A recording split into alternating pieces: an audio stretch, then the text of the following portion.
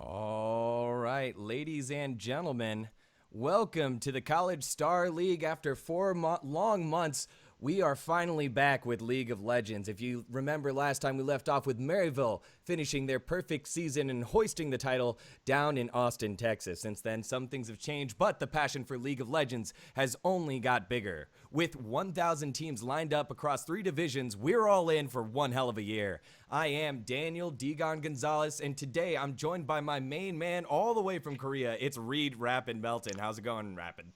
That is indeed true. That is me, and you and all those fabulous people out there are great, and so am I. To long-windedly answer your question, Digon, we are back with more CSL. Now, this is going to be Division 2, Division 3 teams playing. So, in case you guys are wondering, let's go ahead and break things down as we get into our first game of, this season, really. This is what we're going to consider kind of the preseason. So, this is not the tippity top teams from around the world playing against each other, at least on a collegiate level. These are going to be the second tier and third tier of teams, just kind of practicing it up before we get into the main season. These teams, if they do well enough, the top performing teams will have a chance to get into Division 1 and play with the rest of the big boys from around the collegiate world, but they still have to compete against each other. And so tonight, we will be having the guys from Vanier facing off against McGill, both of these teams undefeated.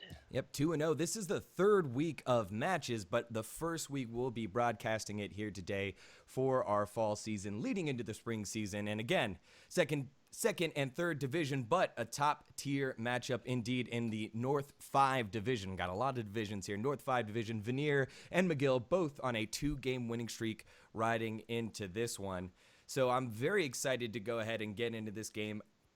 Both teams with highly ranked players. Vanier with a little bit more of an advantage, all their players in the challenger tier, while McGill has a couple players mostly in diamond, one player in platinum. Something to look out for here, the skill discrepancy, but maybe it can be covered up here by some teamwork. Well, it should be mentioned that Vanier's challenger players are only challenger in ranked 5s. They're not actually challenger in solo queue. They're around diamond 3 to diamond 1 in solo queue. So just spreading that out there. We're all going to be around the diamond area for tonight's games, but it'll be awesome to see these two collegiate teams facing off against each other. And one of the reasons I love collegiate esports, Digon, is that at the tippity top level, you see a much more restricted champion pool, but when it comes to collegiate games, there's action all the time. You see like weird players playing weird champions in ways that just like blow your mind. All kinds of cool stuff to come out here. Just got to check and make sure that everything is good. Sorry, that kind of derailed my thought. My little engine that was climbing up the hill and he saw some roses off to the right. But yeah, here we go. We are going to jump into Champion Select for game number 1 of our series for tonight. It's going to be, not a lot of games, so you'll still have time to watch this and then head over to Hit Up Worlds later on. Just going to whet our collegiate esports appetite here. This is going to be Vanier. They are the team on the left-hand side of the screen in the blue. They'll be facing off against McGill, starting off in the red on the right-hand side of screen. Absolutely. Vanier and McGill both located above the border if you're from the States. Here in Canada. They are both from Quebec, Vanier from Saint Laurent, and McGill, I believe, is from where is it? Montreal. Right. I don't know why I started so much with that one. So both French-speaking areas, but both colleges are English-speaking colleges, public colleges. Vanier College really just founded in 1970. Relatively new, but still has been built upon year after year. I think it's been around, the buildings have been around for about 120, 140 years. When I was doing some reading, it was a college beforehand, and then it got bought by a new college, and it was bought by I believe the city of Quebec, or the province of Quebec, to go ahead and now be a public college. McGill also a public college as well. The Reds, as they're known, both teams with the color red, but the Red Men as they are known, and we'll refer to them as well, especially while they're on the red side. But these bands going quick and fast, they're rapping. That is very true. Got some history under our belts. Now let's talk about the present. It's Oriana, Lee Sin, and Lucian banned for Vanier. They're going to be picking up a first pick that I guess is kind of interesting. Jin locked in first, already kind of tipping your hand in that respect. Now, on the opposite side there from McGill, they're banning out Syndra, Olaf, and Zyron. We'll talk a little bit more about that as we talk about their picks. Looking to lock in a Poppy early on, along with a Karma. So kind of interesting to see these first picks. Usually you want to get the high priority picks out early, but not a lot of time, not often you see these particular champions picked with such high priority. No, definitely not. And interestingly enough, Nidalee left open, not going to be picked up here. Elise, another high jungle priority champion, not being locked in quite yet. But the Jhin, I'm interested to see what you think about the Jhin pick being picked up first. What would Honey possibly want to do with that, with the first pick, when, you know, you possibly could have a Caitlyn come up, Ashe, Sivir, other champions there? That is very true, and you definitely need to watch out for that, because when you first pick Jhin, all you have to do is say, okay, well, what do we need? We need like a Braum, Yasuo. Like, you just put up big walls in front of him, and he actually just kind of doesn't do a whole lot. Braum specifically.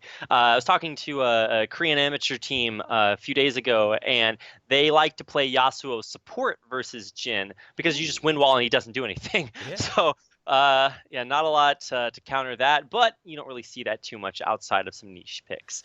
Either way, that Graves lock-in, this is what I was talking about. We haven't seen Graves jungle in a while, but it's still out there. Certainly not a bad pick. Sir Celery locking that in for Vanier, if you want to pronounce it the French way. I think, yeah. I had to lift my pinky up for that one, man.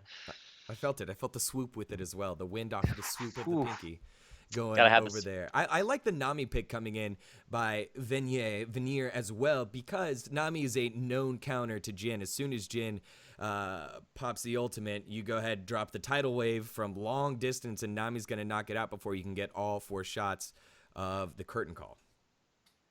Indeed. A couple of picks getting locked in there for McGill. They're going to choose their AD carry, Caitlyn. So still long range, good lane dominance pressure there. Not quite the long range that Jhin has once he hits that ult, but we'll see how effective that is. The Ahri lock-in is so strange. When, as a red side team, you have that last pick to counter pick your mid lane, especially if you're going to pick Ahri, like, that's not a champion that is without its counters. So kind of dangerous, because it's definitely very vulnerable. We'll see how Vanier decides to counterpick it.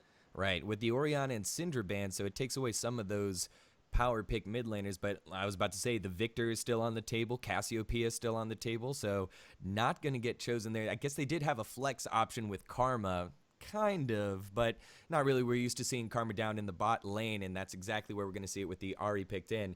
The 2 picks finally getting locked in for Vanier, though, will be the Maokai and the Victor. So Maokai, we haven't seen a lot of Maokai recently. Maokai, just that tanky, annoying top laner that can dish out damage and really soak it all up. Hasn't been in the professional meta lately, with a lot of Poppy, a lot of Gnar, a lot of Jace, some Echo, but Maokai being picked up here for Vanier. Indeed, it will be. I really like the Maokai pick, just because the vulnerability of having an Ahri is that, you know, as an assassin, if you're just dealing less damage when you try to get in on there, if you are hard crowd controlled while you're trying to be so mobile, you kind of just don't do a lot. So definitely a little worried here for the McGill team here. I don't know, especially with the Nidalee picked here as well. Like, that's a whole lot of stuff you just want to throw out there and into things like, I mean, Graves is a pretty tanky jungler as far as, yeah, you know, ranged junglers go. Maokai super tanky there as well. And even if you do land poke, Nami's going to be there to heal it up. I don't know. Could be some difficulties when it comes to landing damage. Absolutely. So if you're looking at the McGill side, you see the Poppy on the bottom side at support. It's not Alt T1 had just some champ pool issues, and so he decided to swap down there on the bottom side. So starting from Poppy, it's going to be Poppy, Nidalee, Ahri, Caitlyn, and Karma rounding out the side for McGill. You know, a lot of damage, but not a lot of hard CC coming. Maybe just the charm. I believe the charm, and then you've got the charge into the wall from Poppy, but that's about it. Going up against the Maokai, who has like the hardest CC in the game with Twisted Advance. Gonna be difficult for them to find some way to get damage down if they fall behind early to Vanier.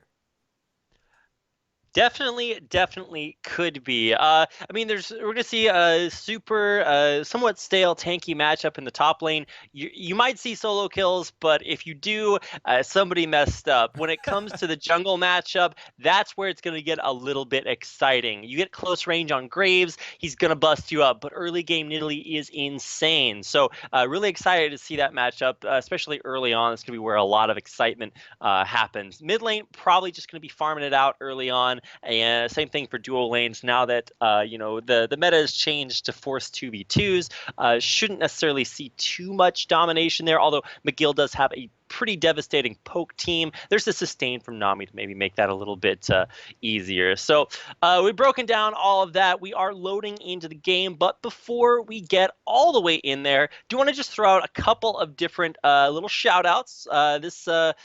These games don't cast themselves, and so we are certainly happy to be here and bring to you this start of our D2, D3 season. Getting things started up here, do you want to mention a few things about our sponsor this season, Band Gaming? You can see them there on your screen. I want to thank them for sponsoring us. In case you're wondering what Band Gaming is, it's an app you put on your phone, helps you band together with other gamers around you. Social kind of atmosphere and get together and play some games. Super cool. Check it out. We want to thank them for their sponsorship this season. Any final words before we go ahead and get in here, G-Gon? Also, as much, always, thank you so much for Twitch. Nothing but gratitude for the largest streaming platform in gaming to support our collegiate esports. So thank you so much to Twitch. We really appreciate it. Wouldn't be the same thing without you guys. So with that, we've got a little bit of a delay before loading into the game, but when we come back, we'll be back with game one between Vanier and McGill.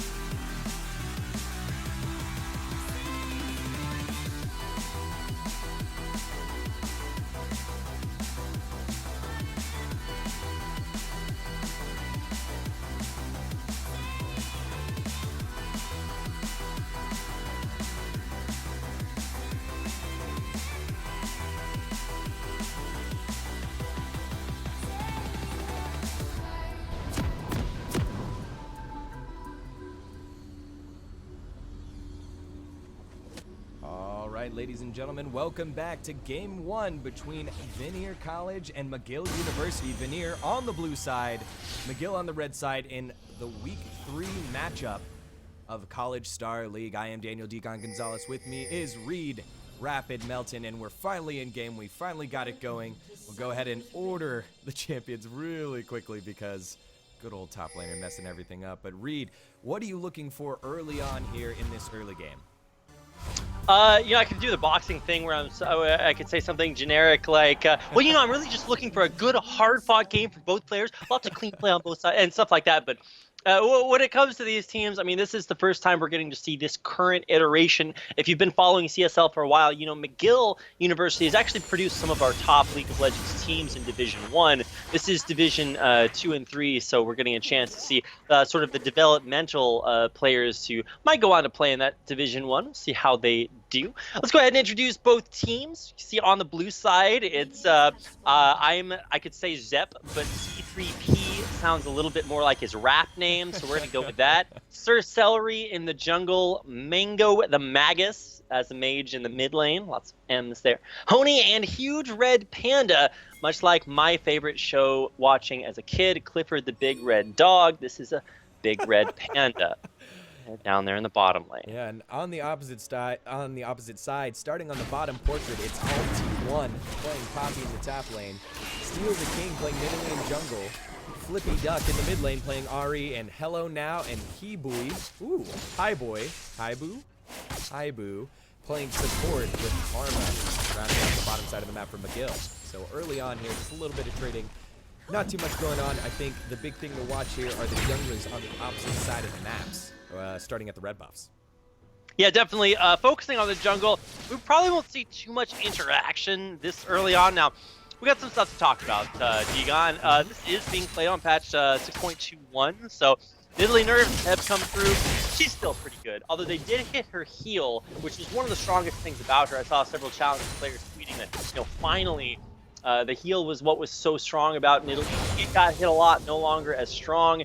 She had some of her auto attacks clunkified, so now no longer has quite as much devastation there. But still, very, very strong jungler, especially early on. See how that works out, although it's just primarily farming for now. Nothing too devastating. Both players looking to get those first items so that they can deal the damage that they're oh so known for. We got to see Bangy pull it out there in the SKT Rocks Tigers semifinals game, where he was just absolutely destructive with it, and everything facilitated through him. So we'll get to see if Steel the King gets to channel his inner Bangy, as both teams just continually farming up CS leads in the mid lane for Vanier. Victor has the CS lead right there for CS. Everything else is pretty much standard, farming up, not a lot of pressure. Yeah, I'm going to do my best this game to pronounce it Vanier, just to try to endear myself with the indigenous people who actually do know how to pronounce it. We got some action going on here in the mid lane. Looks like Mango the Magus going to retreat to the unwarded push there for the red team, right into Sir Celery. A lot of damage there. Flash forces the flash out of Steel the King. He's forced to get out of dodge there. Perfect positioning by Sir Celery. And it feels like a little bit McGill got baited into an unwarded brush and walked right into that grave. Yeah, definitely did, but Vanier had to burn a couple of summoners. Actually, summoners for summoners there. Steel the King and Celery both burning their flashes. Ghost being burned there by Mango with Magus. But overall, just a kind of a, hey, I'm here. Don't forget I'm here. There's danger in the mid lane. Don't get too comfortable. As we see Sir Celery now getting a little bit aggressive on Alt1.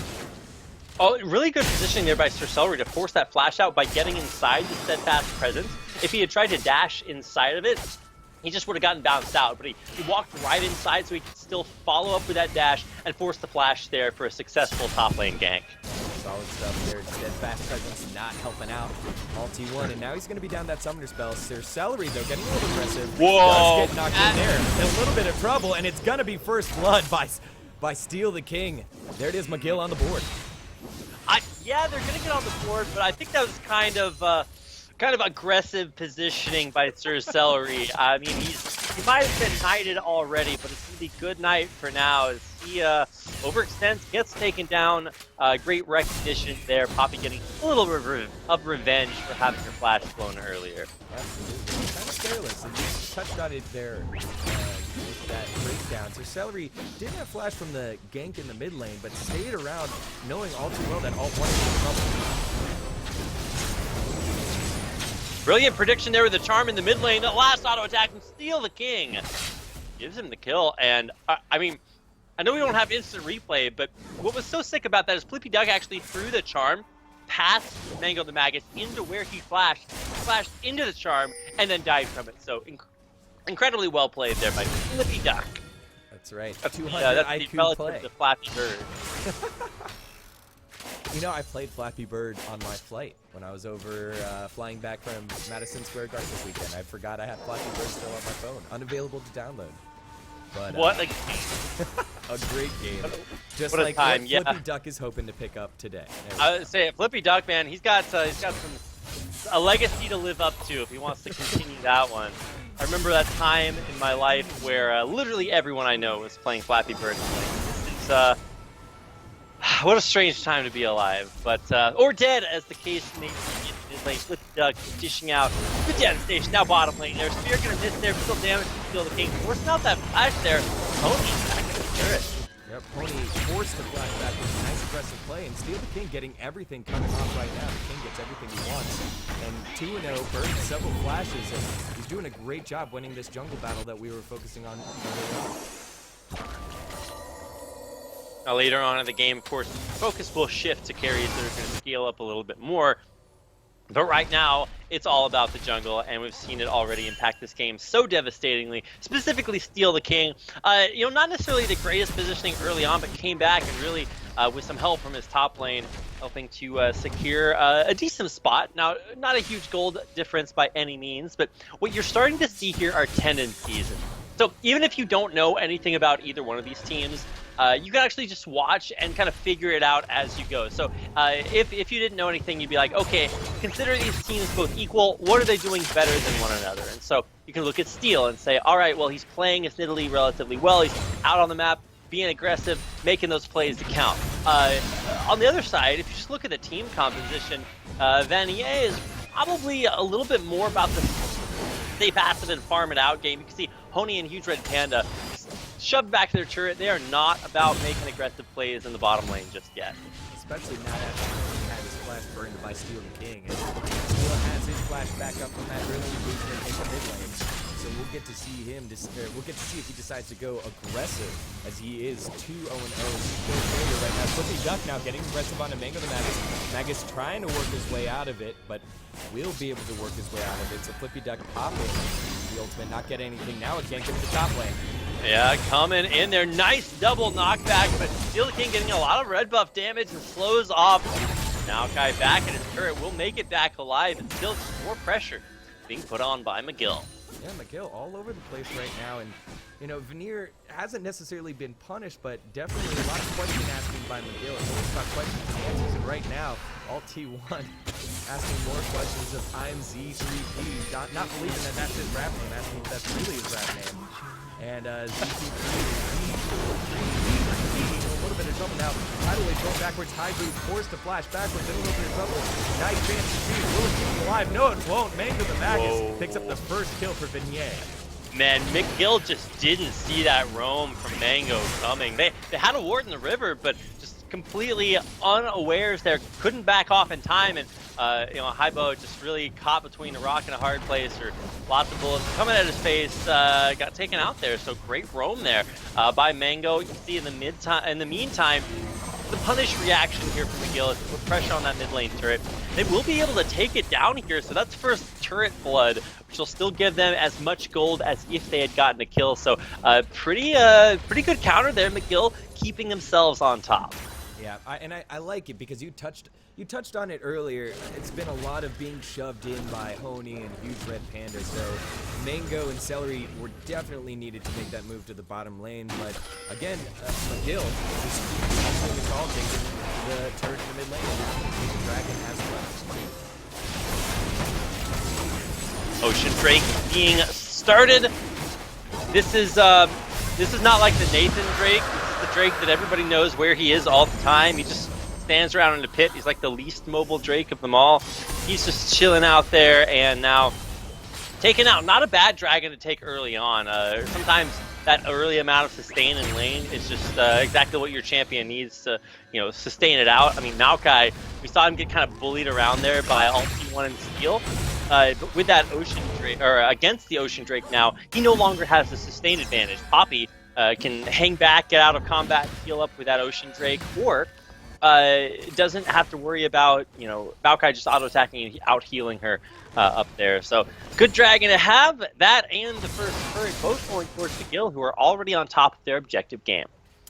If you got to, regardless of what the Drakes did, right? We know what the Drakes do. If you got to pick a Drake, which Drake would you be? Would you be the Infernal Drake that the Drake be? Like, I would definitely be probably the Ocean Drake. I'm all about water. I like it. I would have picked Ocean Drake. How about yourself, Rapid? Well, I actually think Cloud Drake now, ever since the buff, is actually just so strong. Especially if you get like 2 to 3 of them. It's really understated late game because the ability to just run at your opponents is so huge. So I think Cloud Drake later on is actually really good. Even though for a while when it first came out, it was pretty maligned. But maligned indeed. No one wanted it. It was like the ugly stepsister. We now see Tidal Wave being popped here by Huge Panda. Oh, and a Deadly Flourish going to land. Hello now getting caught out, and I'm Zep forced to flash backwards. Steal the King deciding to go under the tower, getting caught, forced to flash away, will live, and Alt T1 picking up the kill on the top side. On the bottom side, everyone's able to get away from McGill. I cannot believe Haibo actually sidestepped that last shot of the ultimate, and then had shield cooldown come up just at the last second. Here comes Ari, bottom lane, perfect assassination. Flippy Duck getting in there, hitting that butt to fly right above the skyscraper, then dipping back down to the bottom lane for a kill. I don't know, man. This is actually incredible to watch. McGill just on top of the bigger picture of the macro play. I mean, Mango had a nice roam earlier on, but when it comes to objectives, to making these big team plays, McGill coming out on top. Absolutely, McGill definitely coming out on top. So solid stuff there. 4-1 is your score. 2,000 gold lead as a long range down does land. Steal the King going in, trying to get his 3rd kill of the game. Misses the 2nd javelin, will be forced to run away, and Mango the Magus able to get it out. Oh, Steel! Oh my goodness, that spear is insanely close, but won't hit. Steel was worried about the lack of vision there. Mango gonna go down there. Hello now. I don't know what Victor was planning on happening there. He's like low HP and just stood in the bush. You gotta walk away from that. Know when to fold him, know when to walk away, and he had no time to run there. In the meantime, mid lane is continually getting punished, setting up Flippy Duck and especially Steel, helping not to continue to put way more pressure on that than Vanier has been able to deal with. Yeah, lazy recalls lose games, and because Victor went down, a lot of the lane pressure in the mid lane now getting shoved in to Vanier. McGill taking full advantage of it. So that 2,000 gold lead now has grown to almost a 3,000 gold lead. We have Steal the King looking for some more honey with some fancy speed, able to lock that one out, but loses a good portion of his life, not able to heal. And unsuccessful game, probably the first one we've seen from Steal the King.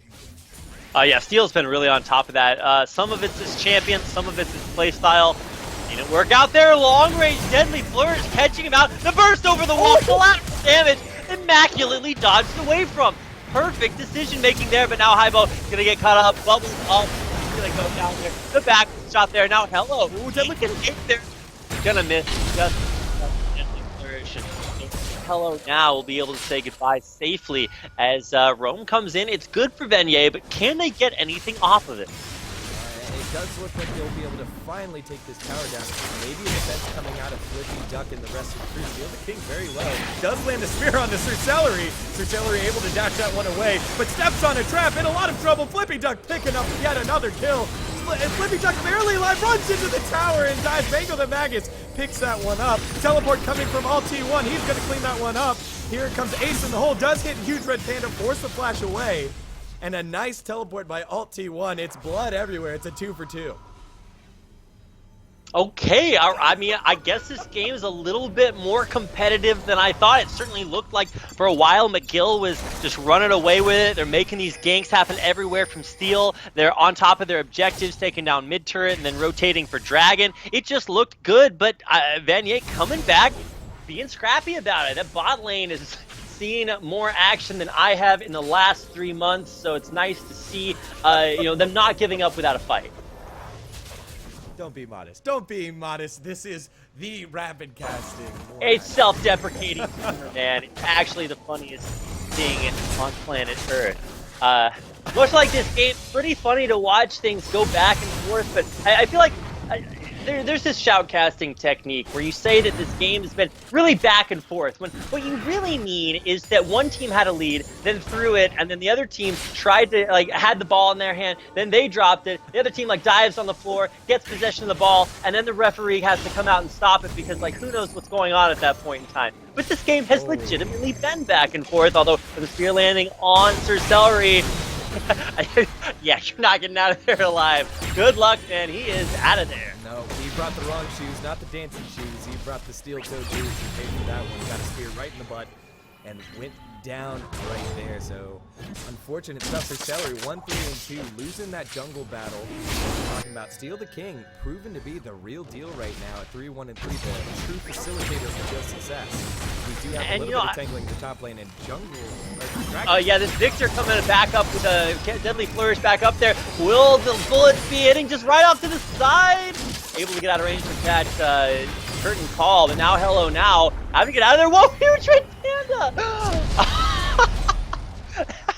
Like double-digit HP, ace in the hole. Not gonna be enough to kill. Now Mango the Maggot's getting a little aggressive backwards.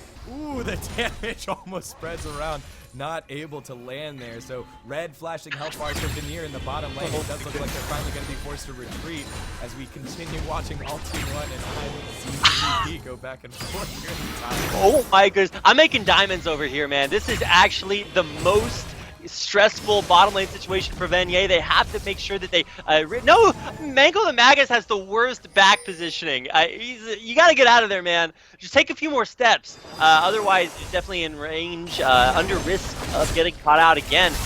He'll survive this time. The dragon might not be so lucky. Sir Celery has the idea to go in for the steal, looking for it. Ultimate over the wall. Sickest steal there, Sir Celery. Very well deserving of that knighthood.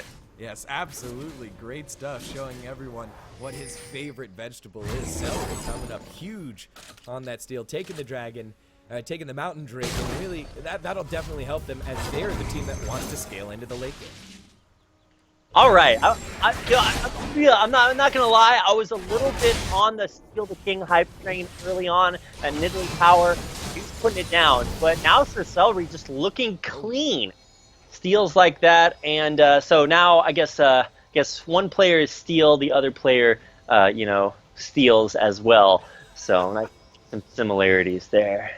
Yep, so we have a pause coming out. We'll get an explanation very quickly, but action-packed game so far. It's going to be I'm Z3P losing contact a little bit. He DC'd, so we'll have him pop back in, but Rapid just a lot of action all over the place, and surprisingly enough, we were all about Steal the King very early on, but I just noticed there's a large CS discrepancy right now between Celery and Steal the King. Celery at 80 CS compared to Steal the King's 58, and those are jungle minions, not necessarily lane minions, all lane minions, so a nice chunk of change there as we're going to pop back into the game. Yeah, so we're going to get back into here, get everybody back in touch with each other. So Sir Celery just took that blue buff. I'm pretty sure you got to pass that off. Either way, I mean, yeah, that's just probably what he should have gone for. Either way, top lane's where the action's at. Here comes Steel. Should be able to get a fairly guaranteed kill. Malphite's pretty tanky, and yeah, back in there to the Grace. The damage is here, and it's gonna be Vanier turning it back around. Can they get this kill on Ulti 1? They will. And once again, Sir Celery is the monster, hiding under the bed in the darkness, comes out of Fog of War, turns that 1v2 into a 2v2 into a 2v0, with 2 kills coming back on the board there for Vanier, who are now only 1,000 gold down. He said, Mango, I need that blue buff very quickly. There's going to be a gank in the top lane, and I'm going to need all the cooldowns I can get. Oh, yeah, and a nice twisted advance by IMZ3P, able to get away, and the collateral damage is going to be the finishing touches. Sir Celery on fire. Busting him up there at the end. It didn't respect the damage, and twisted advance. It's one of the reasons we talked about this in Champion Select. Versus Ahri, you just can't get away from that. Ahri's super mobile. Not when you have untargetable point and click crowd control. It just doesn't get a whole lot better than that. That didn't roll off the tongue too. Untargetable point and click crowd control. Golly, that was tough. That was tough. It's tough to get away from. Almost as tough as it is to say, I'm not the scat man. I can't just drop those fatty symbols out there. You know, I gotta do it like us mere mortals out here. But great turnaround there, and Vanier right back on the board. Now, the gap is not totally closed just yet when it comes to objectives. McGill still on top of that, even though they were splitting dragons. The turret game is really where McGill is on top of things, and once they wind up taking down either that top turret, which should fall for free eventually, the lane phase actually going on a little bit longer than I'm used to. So see how McGill want to transition that objective advantage still have. We do have a repeat gank here by Steel the King and Alt T1, and again, Sir Celery hanging around that top side of the map, along with the fatty rotation coming from Mango the Magus.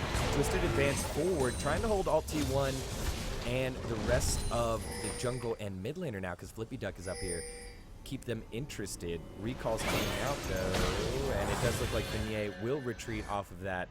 No fight in the top lane, just a little bit of anticipation that turns into nothing. What's kind of remarkable to me is how long we've stayed in this laning phase. I mean, there are games where I would just love nothing more than to just chill out in lane, man. You play those passive farming. Nasus just got a huge buff. You're going to play these long lane phase kind of games. Either you pick for it and then try to play that style, but that doesn't look like what either team meant to do. They're just kind of unsure about how to get out of the lane phase and transition into those big team fights for objectives. Yeah, absolutely. The bottom and mid lane turret are down right now for Vanier. So if you're McGill, just make that big rotation and push to the top side of the map. But only if Red Panda, only if they can't find a catch, and they almost did. Flippy Duck forcing back up. Charm isn't off cooldown. Mango the Magus uses Ghost, gets charmed, but Deadly Flourish not gonna it doesn't look like this. There will be too much damage. Nice follow-up there. Another flash being forced out there by the tidal wave, and all flashes up, used there by McGill to escape. Top lane, we've got a little bit of action, but it's just a standard 1v1 tank off. That shouldn't result in a whole lot. This is not Trinity Force Poppy. This is Tank Poppy, and it's not going to be a very dynamic fight versus that Maokai. They're basically at the same items minus a Pink Ward and a Doran's Ring, but basically the same items hitting at each other at the same rate, and it's just two big buildings, two big tanks just going right back at it. Recall. Sir Celery now on the wrong side of a lazy recall. Collateral damage not going to be enough. He moved very low, forced to use the exhaust. Nice side step away, but Celery will be going down. Maybe. Oh my goodness, it's so close. He might actually be able to turn this one around. He gets into the brush, but there's a trap to give Vision. Hello now, saying goodbye as he takes out Sir Celery. Yep, so McGill reasserting their dominance there. Again, lazy recalls plaguing Vanier. This time, Vanier with the pinky wave. This time Sir Celery instead of Mango the Magus, and good plays by Sir Celery, falling into a bad habit. T3P up in the top lane versus all T1. Catching him just being annoying. This is, it's not necessarily a very exciting top lane. It's just you do have to know, you have to have sort of the long-term perspective. You're not going to win that fight in like a minute of just hitting each other, but you do have to say, hey, maybe if I hit him for 2 minutes, it'll matter. So a lot of attrition going on up there. In the meantime, there's stuff going on elsewhere on the map. Teleports up for both top laners, so this dragon might be where we see those being used. Used indeed. It is just a Cloud Drake though, so as you've touched upon, stronger, but still not as valuable as, say, an Infernal Drake would be, but it doesn't look like the top laners will be going down to the Drake first and teleporting up. It does look like they will go to the top lane and teleport down, so we might have a 4v4 here. If McGill, I mean, Graves can still steal this if he goes back over the wall. Doesn't get to steal that time.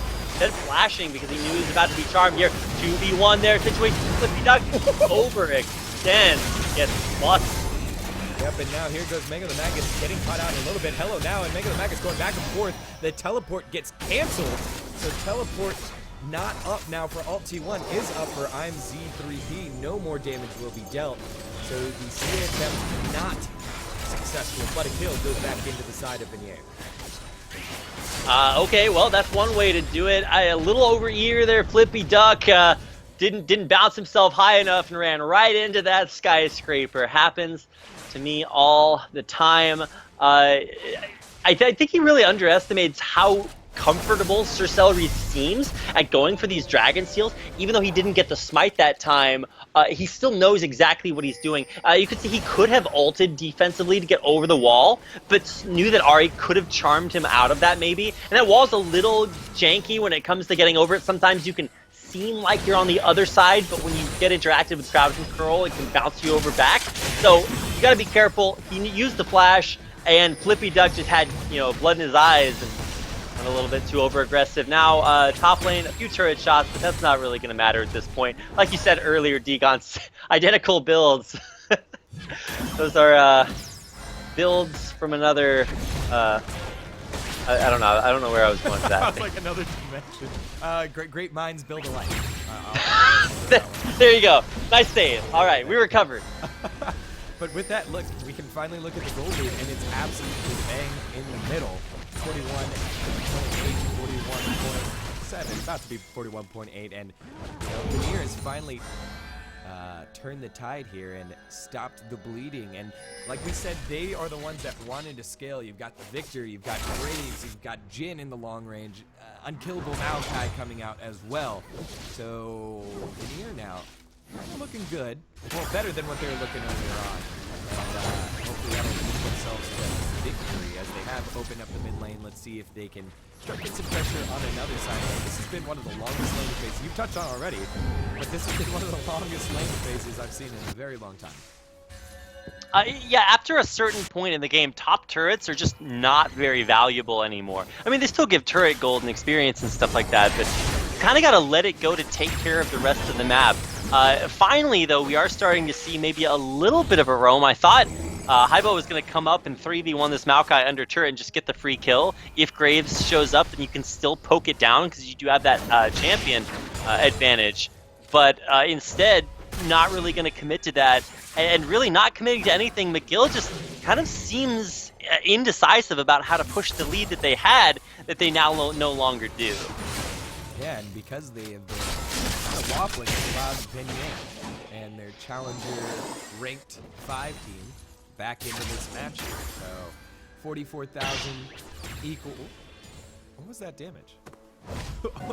Which damage are we talking about here? I don't know. I saw damage go down there on Maokai. I think it was just. I have no idea what that was. Buckler. Okay. So Buckler. But, bottom lane though, Honey's actually just gonna die under turret or go get dove under turret. Gets locked down there. The deadly flourish, it keeps him in. There's Haibo for the body block. Turret shots coming in though. Still taking over half of his damage. Here comes Mango the Maggot looking for the triple kill. Can he get it? Turns down the ultimate, throws it onto Hello now. Says goodbye. Oh no! Here comes Ahri. Ahri now Flippy Duck going in on Honey. Honey in a little bit of trouble, forced to go back. It's a double kill hunt coming in to Flippy Duck. And the top laner still having that war of attrition going back and forth. Yeah, where's that TP? I'm P3P. Didn't get down there in time to help, even if he had it canceled. Flippy Duck there, he's the hero of the day. It's all about, the early bird gets the worm, but the second mouse gets the cheese. Well, Flippy Duck was the second mouse there, letting Magus overextend a little bit, and coming in, putting on his janitorial uniform. Ducks and mice and birds, oh my. Flippy Duck waiting over the wall for a little while and getting on over. We got pandas, we got some mangoes are in there too. They're not an animal, they're a fruit. Honey, Hawaiian word for pineapple. Down there. Well, I just made that up. It's not actually the Hawaiian word. Yeah, I think it was a good job there. I was asking the same question. Where was I'm Z3P with the teleport advantage? Where was he? And Alt T1 had to go pretty deep onto the Maokai to really distract him there and prevent him from teleporting. And that allowed Flippy Duck to come in and, as as you said, become the janitor and clean that one up. So with that, again, kills, but no objectives off of that one. Maybe some vision control around the back of the dragon pit as the Drake will be spawning here very shortly in 40 seconds, another Mountain Drake. But again, how is this turning into objectives for McGill? I mean, if McGill can get these dragons, I mean, that'll be great. Those are objectives in and of themselves.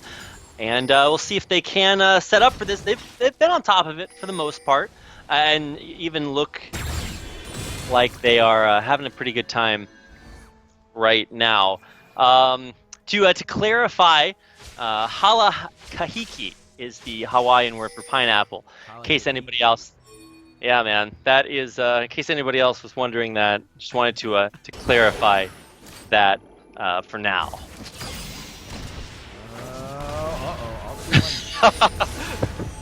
Snipes him out. All right, okay, no.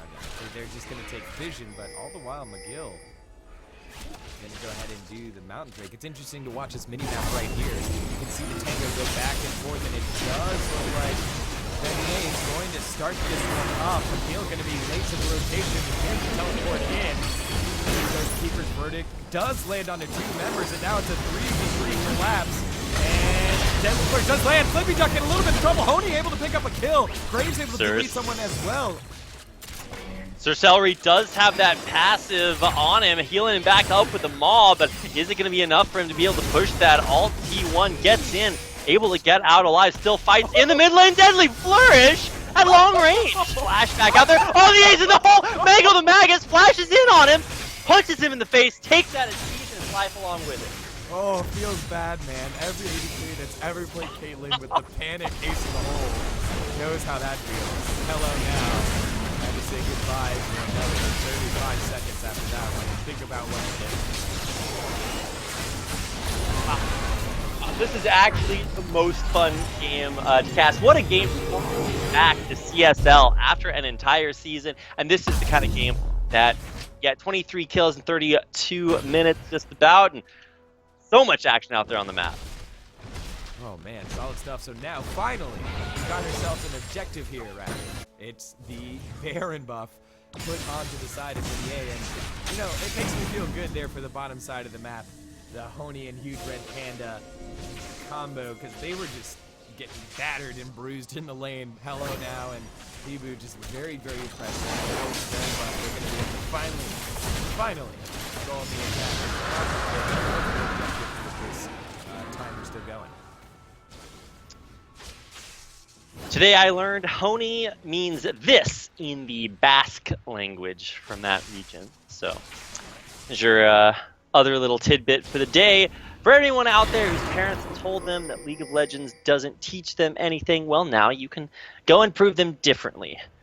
That was the first thing that I did. Every time my parents would tell me that I was rotting my brain away playing video games, I'd be like, let me show you how I just learned CSing. They'll tell me, well, CSing doesn't really help you in real life, and I'll be, I just call my parents every once in a while now that I'm out here in Korea casting video games. I'm like, hey, so, remember those times? And then, who's the real parent here? That's what we, sorry, just gotta get a little vengeance out of my system. Yeah, now we go back to the bottom lane. There's more happening down here. As we see this Baron buffed up minion push continue. Lippy Dog trying to get back in there. Almost takes damage there from that, what is that called? The passive, I guess Whisper is his actual passive. Yes. Those are going to be captive audiences. I don't understand. See, there's this weird thing about captive audience and Deadly Flourish. You'd think that, flowers are nice flourishes. Yeah, but the captive audience, you'd think that would make somebody captive, like, say, by snaring them, like what the Deadly Flourish did. I don't know. They seem a little bit backwards. Maybe after we rename Rat-a-tat-tat back to Spray and Pray, we can swap those names out there too. We'll see it. Miracles can happen. I'm a big fan of that. I felt like we're getting a little too PC. Well, I don't know what Sir Celery and Huge Red Panda do. I guess you can get that. I mean, Sir Celery went down, lost half his health off of that. Wasn't punished though. The push continues. And good on both sides here. Vanier really taking the driver's seat side to this, up 7k gold, and not overextending, recalling when they need to, and setting up for another big push. Yeah, and I really liked how Vanier set that one up with the bottom turret around the inner turret. It was a 3-1-1, and Victor was in the mid lane. Because the Baron buff was on the side of Vanier, it forced all 4 other non-top lane members to rotate down to the bottom side. It allowed Victor to get into the mid lane. When Ahri rotated, she wasn't ready to bend coming out of Victor, forced to go backwards, and it allowed them to pick up not just 1, but 2 towers, and that's something really big that you don't get to see as much from lower class teams, using 3 people when you only, or using 4 people when you only need 3, and that's exactly what Vanier did and was able to get the most out of it, and now push their lead to almost 7,000 gold, so solid stuff for them. Yeah, I like to think of the strategy of a League of Legends game, Degon, like the most fun toy ever created. Came out in the 90s. It was called the Bop It. So when it comes to games, you just got to know whatever the game tells you. You read it, you hear it, and you just got to do it. So when it comes to 1v1s, you gotta bop it. That's where you bop the other guy. When it comes to overall macro strategy, that's when you got to push it. So they're pushing the lanes down there. When it comes to rotations, I guess that's the twisted part of it. You gotta rotate around the map. You know, it's a metaphor for life, Degon. We'll see how many lives are lost over the course of this team fight. Flippy Duck getting taken out as Honey busts him down there. The Deadly Flourish catching Hybo. It's a double kill. There's more to come. Is that a triple? I think he actually did get it. No, Celery sniped it away. In at the end. This is actually damage over the wall with a flash. Mango almost had it. Yeah, Mango not able to pick that one up. Just the last little bit of health. Steal the King able to get away, but not quite enough. But regardless, Vanier in the driver's seat on the right side of the road, because even in Canada they drive on the right side of the road. And they're gonna really go in for a final game push here. Looking to end it, and here it goes. One Nexus turret down, and still 20 seconds on the majority of McGill. This is going to do it. Vanier coming out with the GG. Well played in game number 1. The Nexus falls, and it's a 16-11 victory. Vanier take game number 1 versus McGill. And absolutely, that was a huge, huge struggle, because we got to see the power of the Nidalee early on. Steal the King going wherever he pleased, and everything was coming off. Caitlyn and Karma just an oppressive lane there in the bottom side of the map against Honey and Huge Red Panda, and they were able to just hold on for dear life. A great Drake steal, Mountain Drake steal out of Sir Celery. Might have tilted McGill a little bit out of their game plan, but that was solid stuff out of Sir Celery, and they're able to come back and take the victory here in game 1. I really think it's not necessarily a good team is not one that can just win really dominantly. It's how well you play from behind. And Vanier just got down to a little bit of an early deficit, played back out of it, and we're able to take game number 1. It's a best of 3, though, so that means that there's at least one more game coming your way. We'll have that and a whole lot more before or when we come back, so you guys don't want to go anywhere. Once again, a big thanks to Band Gaming and Twitch for allowing us to provide you guys with this coverage of the CSL's Week 3 of our Division 2, Division 3 pre-season. For more information about CSL, you can head over to cstarleague.com. If you guys want to play collegiate esports, that is where you do it. cstarleague.com is the place. Hit us up on social media at cstarleague on Twitter and Collegiate Star League on Facebook. I'm at Rapid Casting, and my wonderful co-caster is at D.Gon. D.Gon. D.Gon. There we go. All right. I missed the dot, but there it is. Let us know what you guys are thinking, and we'll be right back after a short commercial break.